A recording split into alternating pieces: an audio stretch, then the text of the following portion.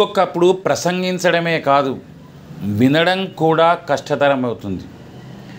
వినదగుని ఎవరు చెప్పినా అంటాడు సుమతి శతకారుడు, కానీ కొందరు మాట్లాడితే వినడం భయంకరమైన కష్టం.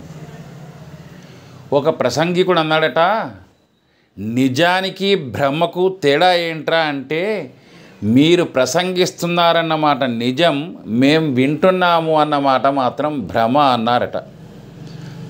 ఒక్కొక్కరు సమయాన్ని చూడకుండా మాట్లాడుతూ ఉంటారు. చూసావా, నేను అరగంటే మాట్లాడాను, గంట కూడా కదలలేదు తెలుసా అన్నాడట.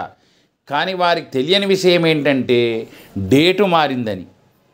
ఒక అతను వేదిక మీద ఎడాపెడా నవరసాలు ఒలకబోస్తూ ప్రసంగిస్తున్నాడట. చిర్రెత్తుకొచ్చిన ఓ ప్రేక్షకుడు దుడ్డు కర్ర తీసుకొని వేదికపైకొచ్చి అటు ఇటు వెతుకుతూ ఉన్నాడట. వక్త ఆపి అడిగాడు, ఆపేయమంటారా అని.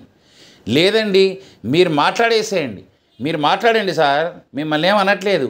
నిన్ను పిలిచిన అష్టదరిద్రుడు ఎక్కడున్నాడా అడుగుతున్నాను, వాడు గనక దొరికితే బుర్ర బద్దలు కొట్టేస్తాను. మీరు మాట్లాడండి మాస్టారు, మీరు మాట్లాడండి, మీరు కానివ్వండి, మిమ్మల్ని అనట్లేదు, మిమ్మల్ని పిలిచినవాడు కదా దొరకాలి అన్నాడట. అందుకే వక్తలు ఎదుటివాడికి ఏమవసరమో ఎంత అవసరమో మాట్లాడితే వినవచ్చు, కానీ ఎడాపెడా దొరికిందల్లా వాయించే వాడి ప్రసంగాన్ని మాత్రం వినడం మహా కష్టతరం.